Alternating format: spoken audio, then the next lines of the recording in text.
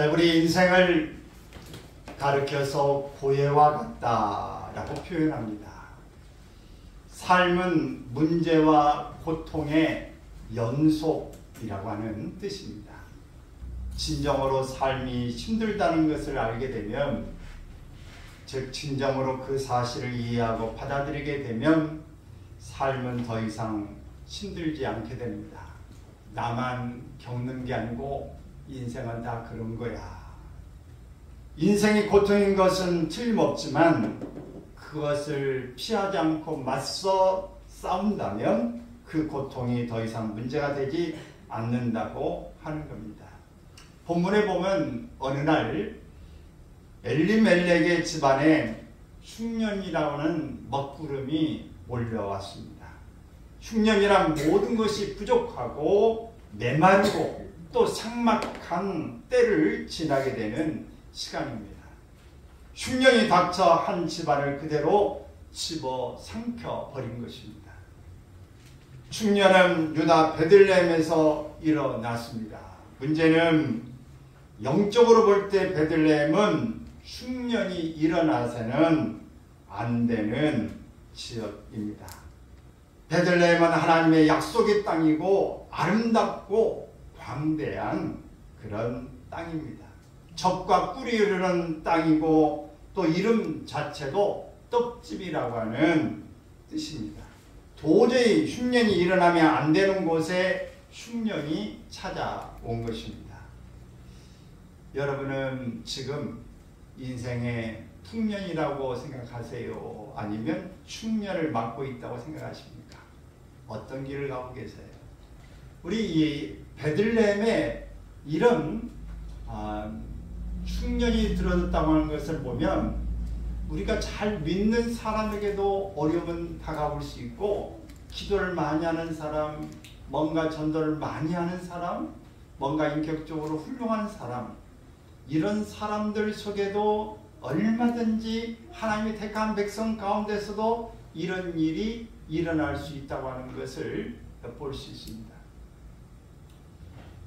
문제는 우리에게 다 큰 태풍이 불 때 나에게만 태풍이 오지 않고 피해간다는 것은 없습니다. 다 오는 것입니다. 비가 오면 나 있는 자리만 비가 오지 않는다는 것은 없습니다. 다 됩니다. 바람이 다 붑니다. 눈이 오면 다 맞아야 합니다. 이것이 우리의 삶에도 크게 다르지 않는 그런 현상일 수 있습니다. 우리의 삶 속에서 갑자기 찾아오는 흉년, 우리의 이 삶의 역경과 때아닌 고통의 순간에 직면할 때 우리는 많은 질문을 하게 됩니다. 내가 잘 믿고 있다 할지라도 하나님, 왜 내게 이런 고통을 주십니까? 그러나 인생의 흉년은 몇 가지 중요한 의미를 띠고 있음을 기억해야 합니다. 먼저는 흉년이 하나님의 징계일 수 있습니다. 룻기의 시작을 보면 사사들이 치리하던 때라고 말합니다. 사사시대는 왕이 없으므로 사람들이 각자 자기의 소견에 옳은 대로 행하였다고 사사기 21장 25절에서 소개하고 있습니다. 하나님도 지도자도 거절하고 자기들 마음대로 타락된 삶을 살았습니다. 흉년은 그 시대를 향한 하나님의 징계일 수 있다고 하는 것을 알아야 합니다. 하나님이 어떤 걸 징계할 때는 개인적으로도 징계할 수 있어요. 근데 가정적으로 이렇게 가면 안 된다고 하는 것 때문에 가정 때문에 징계가 올 수도 있어요. 교회도 오늘 목회자가 문제가 있을 수도 있고 어떤 충직에 대한 문제가 있을 수 있을 때에 바른 길을 가지 못할 때에 어려움이 닥칠 수도 있어요. 국가도 지역도 똑같습니다. 그 사람이 꼭 잘못해서가 아니라 그 지역이 잘못되고 나라가 잘못되게 될 때에 어려움을 겪게 할 수 있는 징계의 한 방법입니다.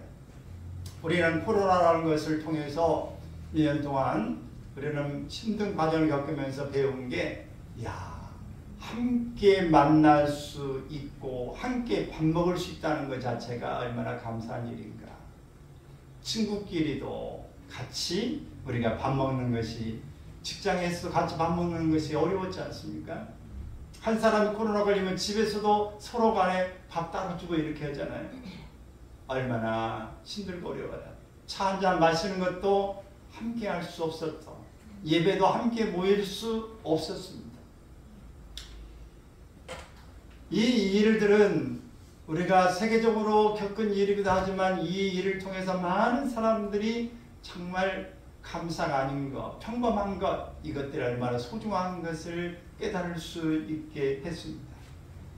또 흉년이 하나님의 시험일 수 있습니다. 하나님 백성들이 고난과 역경을 통해서 하나님을 의지하고 붙잡고 있는지를 보시는 과정일 수 있습니다. 삶이 평탄하고 형통할 때는 믿음이 좋아 보이지만 역경이 올 때 우리는 참신앙을 구별할 수 있는 것입니다. 또 우리가 흉년이 하나님의 교육일 수 있다 하는 겁니다. C.S. 루이스는 이런 이야기를 했어요. 고통은 규모큰 세상을 깨우기 위한 하나님의 확성기다. 고통 규모큰 세상을 깨우기 위한 하나님의 확성기. 규모큰 사람에게 있어서 우리가 작은 소리에서는 안 들리지 않습니까? 크게 고통을 통해서 하나님이 듣게 하시는 그런 내용인 것입니다. 그래서 시편 119편 67절에 보면 같이 읽습니다. 고난 당하기 전에는 내가 그릇 행하였더니 이제는 주의 말씀을 지키나이다. 절망적인 실패와 고난의 흉년이 찾아왔을 때 하나님의 뜻을 발견할 수 있어야 한다는 것입니다. 본문의 배경처럼 사사시대는 죄성을 가진 인간의 본능을 통제할 이 기능이 마비된 시대인 것입니다. 타락과 범죄로 혼미한 시대에 흉년이 닥친 것입니다. 타락한 이스라엘 백성들에게 하나님이 의도하신 흉년이었습니다. 엘리멜렉은 흉년을 주신 하나님의 뜻을 찾기보다는 현실에서 도피자가 되었습니다. 그래서 그 도피 장소를 하나님이 원하지 않는 땅, 바로 모압으로 이사를 갑니다. 문제는 이 모압 땅은 절대로 가서는 안 되는 땅이었어요. 아무리 그 땅이 비옥하고 풍요롭다 해서도 가면 안 되는 땅이었어요. 왜 엘리멜렉의 궤도를 이탈하여 모압으로 도피했는지 오늘 이 사건을 통해서 인생의 풍년을 향한 우리 새로운 의뢰받는 시간이 되기를 바랍니다. 요즘에 참 마약 문제가 많이 이슈화되고 있습니다. 그 마약 여러 가지 통계를 보면은 사람이 쾌감을 느끼고 즐거움을 느끼는 것은 여러 가지 음식이라든지 음악이라든지 운동이라든지 여러 개 있지만 마약은 그 어떤 것보다도 그 쾌감, 그 황홀감이 굉장히 크다는 거예요. 여러분도 한번 해보시겠어요? 그런데 이게 정말 내가 이제 가까워 벗어나고 싶기 때문에 그거 한번 해보고 싶고 그렇게 좋다는데 근데 거기는 하면 안 되는 겁니다. 왜 안 되는 거냐? 한번 맛을 보면 그 속에서 헤어나지 못한다고 하는 거예요. 범죄 도굴로 악한 도굴로 들어가면 그 독을 정말 마시면 안 되는 것처럼 마시면 그때는 좋은데 한번 들어가면 빠져나오지 못하고 감옥에 가야 완전히 차단되지 않으면 더 이상 이 마약은 통제할 수가 없다. 그리고 점점 더 자극적인 것, 강한 것을 원하게 되어지는 중독은 그런 겁니다. 처음에는 조금 있는데 나중에 점점 그것이 많아지고 강해져 깊어져 가는 이기 때문에 빠져나올 수가 없습니다. 우리가 가지 말아야 되는 거, 하지 말아야 되는 거, 우리가 이런 부분에서 얼마든지 우리 유혹을 받을 수 있지만 여기에 빠져서는 안 된다고 하는 것을 우리가 기억해야 합니다. 바로 엘리멜렉의 가정은 바로 모압이라는 땅을 가게 되어졌는데 이 문제 가운데 우리가 인생의 흉년은 영의 문제보다 육신의 문제를 우선시할 때에 나타난다고 하는 겁니다. 당장에 먹고 살아야 하는 육적인 문제를 해결하기 위해서 이주를 결심했습니다. 그러나 그들이 이주하려는 모압 땅이 어떤 곳인가? 그것은 창세기에서 볼 수 있는데 이 아브라함의 조카 롯이 소돔과 고모라 부근에 살았어요. 근데 그 땅은 완전히 그 최고의 향락을 누리면서 피폐해지면서 하나님께서 그 땅을 불과 유황불로 멸할 것을 이제 계획하신 것입니다. 그래서 하나님의 이 사람이 아브라함에 말할 때에 그 롯을 생각하시고 그 땅을 구출해 달라고, 그 롯을 구해 달라고 이야기합니다. 그래서 롯이 그의 아내와 두 딸을 데리고 피신을 합니다. 두 사이는 이 이야기를 정말 진실로 받아들이지 못해서 농담으로 들어서 가지 않고 이 네 명이 가다가 결국은 롯의 아내는 뒤를 돌아보다 소금기둥이 됐고 두 딸과 롯이 갔어요. 그래서 소알이라고 하는 이런 산에 가고 거기에 동굴이 많기 때문에 동굴에 들어갔어요. 근데 두 딸이 가만히 생각하니까 사이들도 다 오지 못하고 아버지는 이 남자는 아버지밖에 없는데 이러다가 우리가 처녀로 그냥 대를 잇지 못하고 죽은 거 아닌가. 그래서 아버지의 진탕수를 먹이고 그 큰딸 작은딸이 그대로 이 술에 취한 아버지를 통해서 자식을 낳게 되는데 그것이 바로 모압과 암몬이라고 하는 후손이 생긴 거예요. 있어서는 안 될 그런 일이에요. 그래 하나님은 이것을 정말 악하다고 말하고 이런 모압이나 암몬 족속은 결코 해중에 들어와서는 안 된다. 이렇게 하나님이 말씀하고 계시는 것입니다. 이 땅에 엘멜렉이 가게 되어진 것입니다. 예수님은 무엇을 먹을까 무엇을 마실까 무엇을 입을까 염려하지 말고 마태복음 6장 33절에서 시작 너희는 먼저 그의 나라와 그의 의를 구하라 그리하면 이 모든 것을 너희에게 더하시리라. 엘리멜렉은 이주하려는 순간에 만약 이 결정이 내 신앙에 어떤 영향을 미칠 수 있을까라는 생각을 해봤다면 아마 떠날 생각을 하지 못했을 것입니다. 영의 문제보다는 육신의 문제가 얼마나 중요한 자를 차지하고 있었는지 오늘 엘리멜렉은 그 결단에서 엿볼 수 있습니다. 눈앞에 팥죽 한 그릇을 놓고 장자의 명분을 팔아버렸던 에서처럼 오늘 영적인 것보다는 육신의 문제를 앞세웠던 엘리멜렉의 결정은 흉년의 흉년을 거듭하는 그런 실책을 범하고 만 것입니다. 우리가 눈앞에 산을 피하다 보니까 악산을 만났다고 그러죠. 소탐대실이라는 말이 있습니다. 작은 것을 탐하다가 큰 것을 잃어버리는 그 잃은 것이죠. 우리는 이 엘리멜렉의 선택이 결국은 하나님 나라의 기준이 아닌 이 땅의 기준을 선택한 것으로 말미암아서 쫄딱 망합니다. 오늘 보면은 10년이 지날 즈음에 먼저 이 아버지 엘리멜렉이 세상을 떠나더니 그 다음에 두 아들조차도 세상을 떠나버렸다. 그래서 남은 것은 나오미라고 하는 아내와 두 자부만 남게 됐어요. 바로 이것을 세 명의 과부라 그래서 떼가부라고 그러죠. 이렇게 여자들만 남아있는 상황이 되어진 것입니다. 여러분, 우리의 인생의 흉년이 다가와도 물론 그 지역에서 힘들고렵지만 다 떠난 게 아닙니다. 베들레헴 땅에 남아있는 사람이 있고 간 사람도 있어요. 여러분은 힘들고 어렵지만 하나님이 우리에게 영적으로 우리에게 하나님 있으라고 하는 그 말씀이 우리에게 있다면 육보다는 영을 생각할 수 있기를 바랍니다.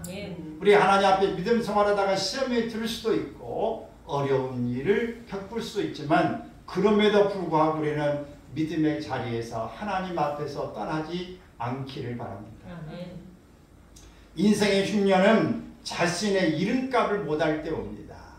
이름값 또는 꿈값, 기대값, 하나님의 기대하시는 값, 사람들이 기대하는 것, 또 꿈을 꾸고 하나님 비전을 주시는 그 하나님 많은 은혜를 주신 값, 우리의 이름 속에 숨겨진 값을 우리는 잘 하지 못할 때에 인생의 흉년이 온다고 하는 것입니다. 엘메의 가정은 믿음의 가정입니다. 엘리멜렉이라고 하는 뜻은 나의 하나님은 왕이시다 그 말이에요. 나의 하나님이 내 삶의 주인이 되시고 왕이 되신다는 것은 이들의 신앙 고백이었을 것입니다. 아내인 나오미의 이름은 기쁨이라는 뜻입니다. 그러나 이들의 삶 속에 흉년의 고통이 닥쳐오자 삶의 안락과 평안을 위해서 모압으로 가버립니다. 하나님은 나의 왕이라고 하는 것이 아니고 기쁨이 없는 삶에서 이제 있기 어렵다고 기쁨을 잊어버리고 떠나는 것입니다. 이들에게는 하나님보다는 지금 당장의 세상의 삶이 더 중요한 것이죠.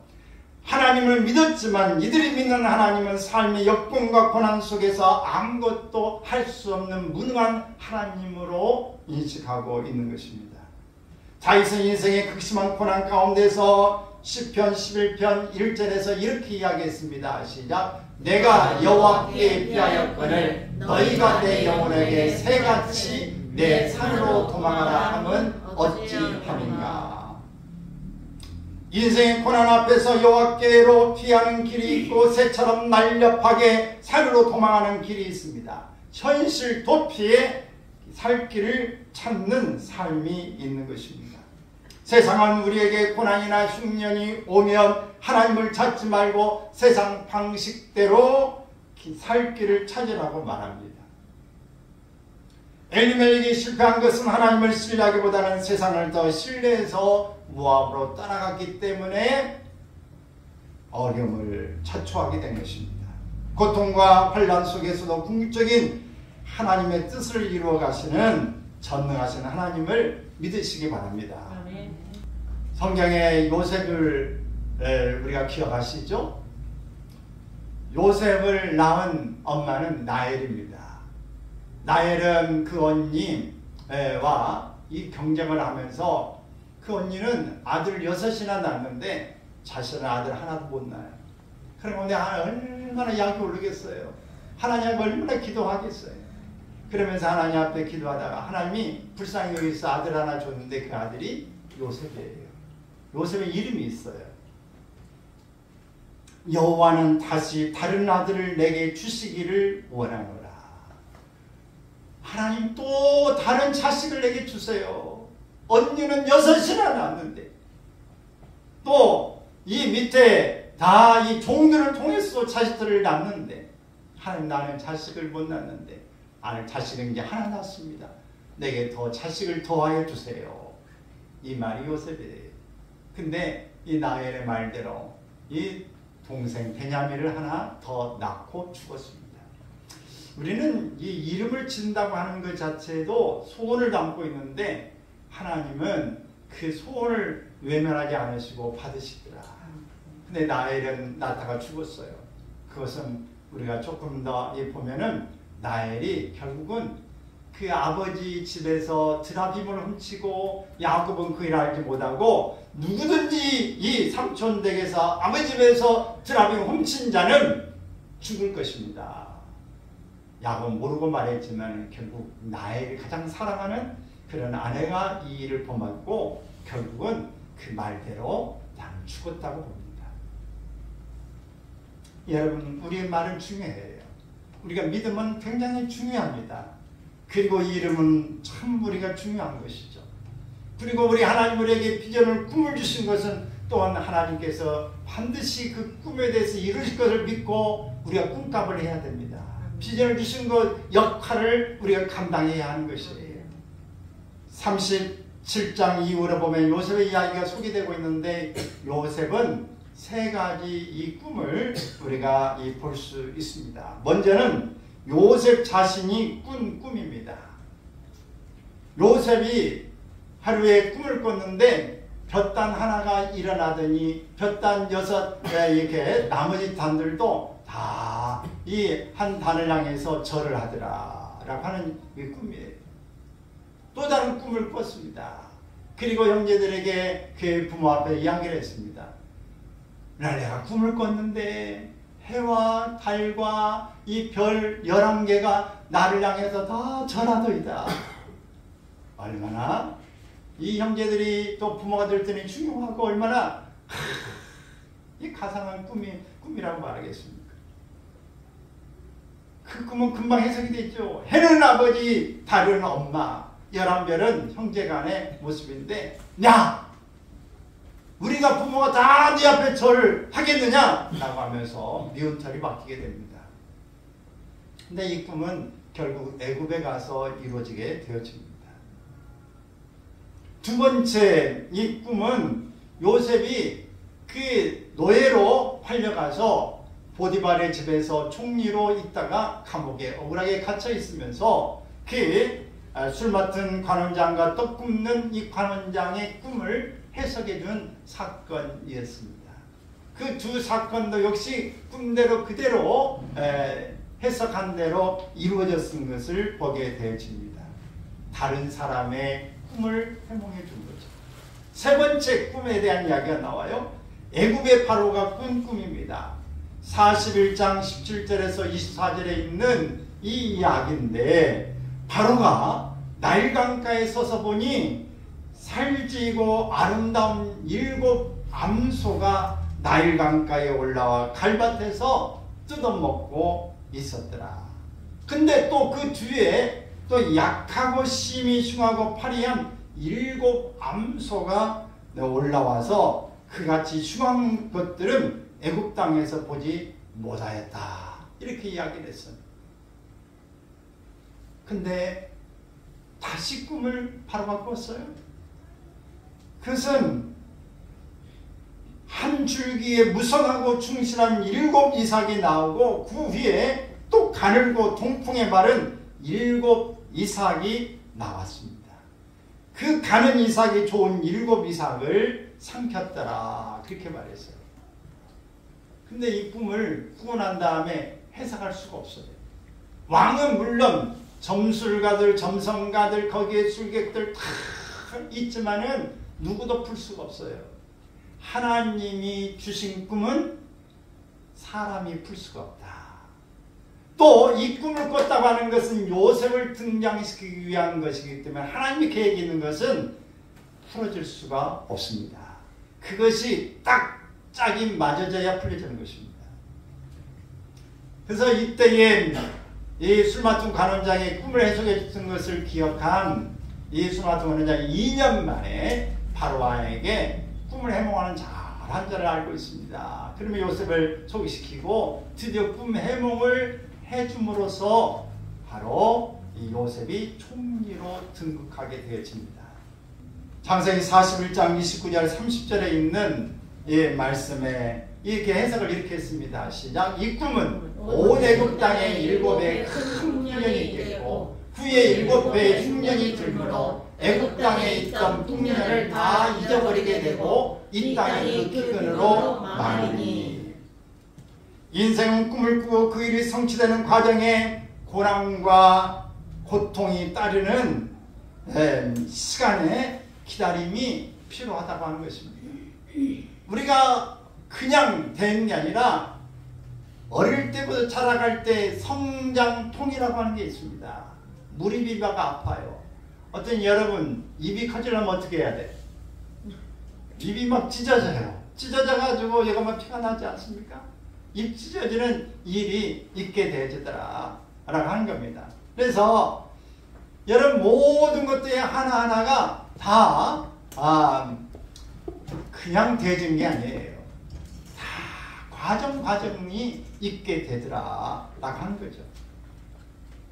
그래서 여러분 이 요셉이 사랑받은 아들이지만 형제들에게 미움받고 노예로 팔려가서 고생받고 감옥에 있다가 하나님이 마침내 그의 꿈대로 애굽의 총리로 세워서 이스라엘 백성들을 애굽에 정착시키는 과정을 하고 형제들이 다 무릎을 꿇게 되는 일이 있게 되어지는데 과정이 있더라.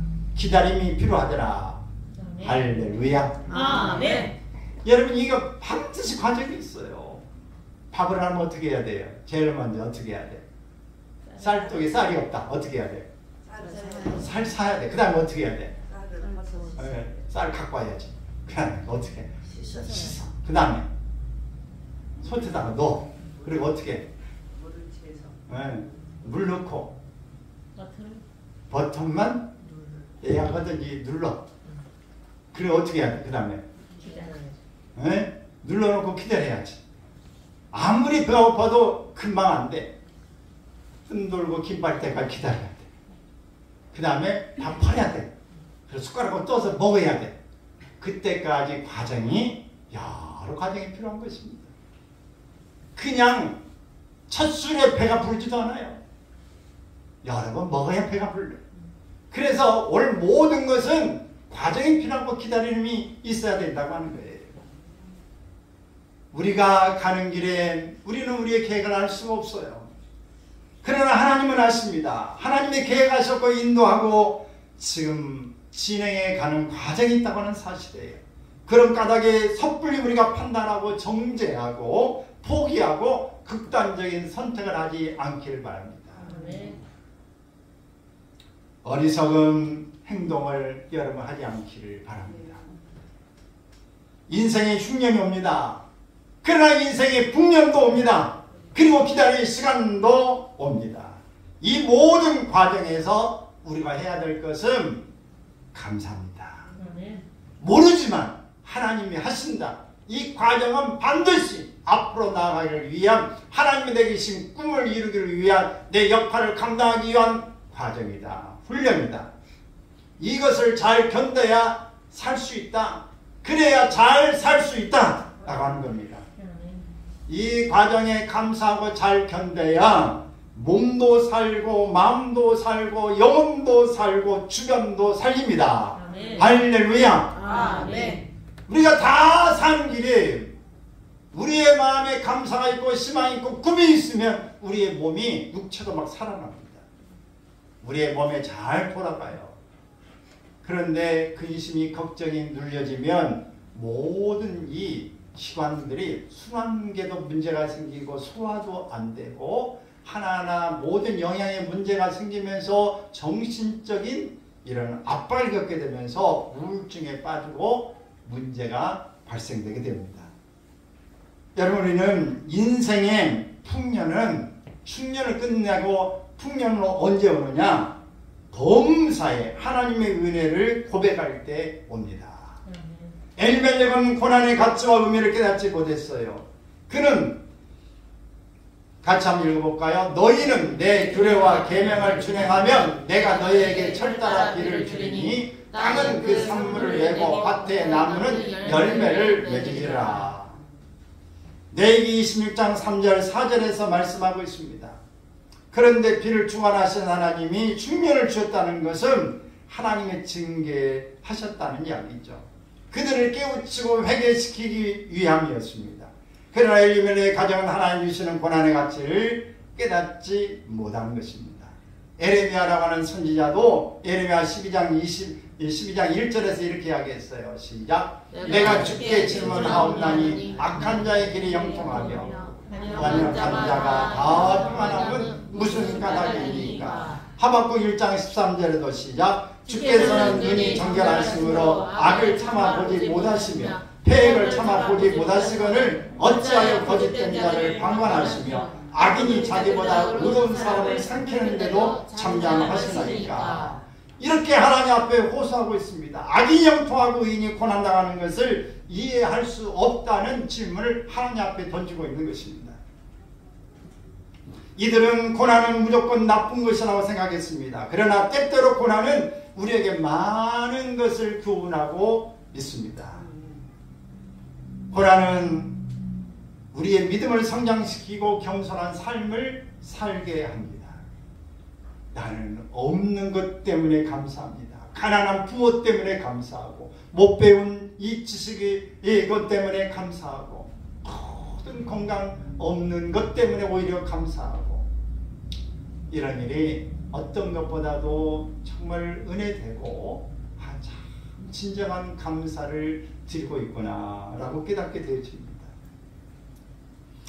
우리에게는 이유가 없고 까닭이 없고 원망스럽고 통분스러울 수 있지만 하나님께서는 모든 것의 의미를 부여하시고 목적하심이 있다는 것을 우리가 인정하며 나아가야 합니다. 그래야 우리가 삽니다. 그래야 더 잘 살 수 있습니다. 아멘. 그래야 무슨 일이 놀랍게 일어나게 되집니다.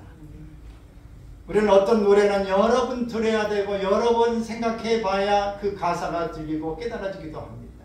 그런데 어떤 노래는 금방 들으면 그것이 이해되고 우리에게 느껴지고 또 은혜가 되고 금방 우리가 그것이 우리의 마음에 공감되지는 은혜가 되는 이유는 뭘까? 우리 삶에서 이미 경험되어졌기 때문에 그런 것입니다. 여러분은 송경미 목사님을 아십니까? 오늘 추수감사절마다 이분이 고난 속에서 하나님께 받아 만든 은혜의 가사와 찬양을 음미해 볼 때 우리도 인생이 흉년 같은 상황일지라도 인생을 풍년으로 바꿔놓는 하나님을 향한 믿음과 소망을 부여잡는 시간이 되시기를 바랍니다. 아멘. 내가 누려왔던 모든 것들이 여러분들 그 다음 읽어보세요. 내가 살아왔던 모든 시간이 내가 걸어왔던 모든 순간이 당연한 것 아니라 은혜였어. 아침 해가 뜨고 저녁에 노을 봄의 꽃향기와 가을의 열매 변하는 계절의 모든 순간이 당연한 것 아니라 은혜였어. 모든 것이 은혜 은혜 한없는 은혜 내 삶에 당연한 건 하나도 없었던 것을 모든 것이 은혜였어. 내가 이 땅에 태어나 사는 것 어린아이 시절과 지금까지 숨을 쉬며 살며 꿈을 꾸는 삶 당연한 것 아니라 은혜였어. 내가 하나님의 자녀로 살며 오늘 찬양하고 예배하는 삶 복음을 전할 수 있는 축복이 당연한 것 아니라 은혜였어. 모든 것이 은혜 내 삶에 당연한 건 하나도 없었던 것을 모든 것이 은혜였어. 아멘. 내 삶에 당연하게 되겠던 것들이 다 하나님의 은혜였다. 모든 것이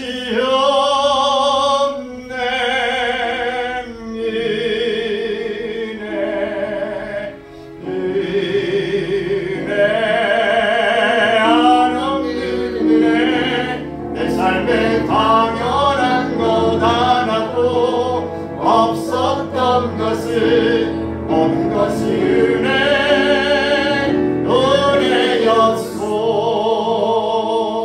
은혜였소. 모든 것이 은혜였다. 우리 한 가지만 더 소개하고 마치려고 합니다. 헬런 켈러 여사는 수없이 들은 이야기일 것입니다. 이분은 태어나 2년이 되기도 전에 내 수막염으로 시각과 청각, 언어 능력을 상실한 정말 불행한 그런 사람입니다. 그러나 그는 끝없는 행복을 찾아 나섰으며 훌륭한 삶을 살았습니다. 미국의 작가이자 교육자였던 그는 3일만 볼 수 있다면 이라고 하는 조그만한 그 글귀에서 이렇게 그는 3일을 사용할 거라고 이야기했습니다. 첫날에는 시작 나를 가르쳐준 살리번 선생님을 찾아가 그분의 얼굴을 보겠습니다. 둘째 날엔 새벽에 일찍 일어나 원동이 트는 모습을 보고 싶습니다. 저녁에는 영롱하게 빛나는 하늘의 별을 보겠습니다. 셋째 날에는 아침 일찍 흙길로 나아가 부지런히 출근하는 사람들의 활기찬 모습을 보고 싶습니다. 점심때는 아름다운 영화를 보고 저녁에는 화려한 네온사인과 쇼윈도의 상품을 구경하고 저녁에 집에 돌아와 사흘간 눈을 뜨게 해주신 하나님께 감사의 기도를 드리고 싶습니다.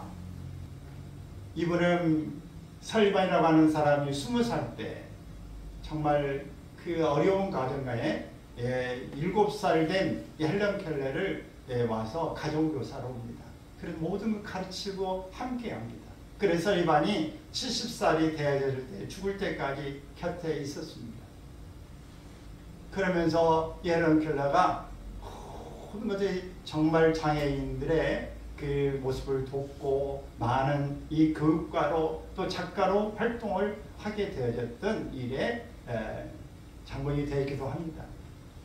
여러분, 오늘 듣지 못하고 말하지 못하고 보지 못하는 그런 삶을 여러분 가지고 있는 이 분에게 있어서 정말 내가 이 2살 19개월 만에 이런 일이 일어나게 되어졌는데 우리가 3일 동안만 볼 수 있다면 나는 뭘 할 수 있을까? 이런 고백 속에서 우리는 다 하고 있는 거 아닙니까? 다 보고 있는 거 아니에요? 영롱한 쇼윈도도 보고 있고 영화도 보고 싶으면 보고 드라마도 보고 싶으면 보고 가고 싶으면 가고 먹고 싶으면 먹고 내가 이게 쓰고 싶으면 쓰고 인터넷 검사하고 싶으면 하고 다 소경들이 이게 맹인들이 원하는 거 사랑하는 사람 얼굴도 확인해보고 싶다. 내부를 어떻게 생겼는지 보고 싶다. 이 모든 걸 우리는 누리고 있습니다. 자, 우리는 감사합시다. 내가 두 눈을 뜨고 세상을 보며 사지가 멀쩡하게 걸어다니면서도 숨 쉴 수 있다는 사실만으로도 하나님 앞에 감사하지 못하고 있다면 오늘 이 감사절을 통해서 다시 한번 감사하시고 하나님의 마음껏 찬양하고 우리에게 주신 이 생애 가운데 값진 모습으로 살아가기를 주의 이름으로 축원합니다.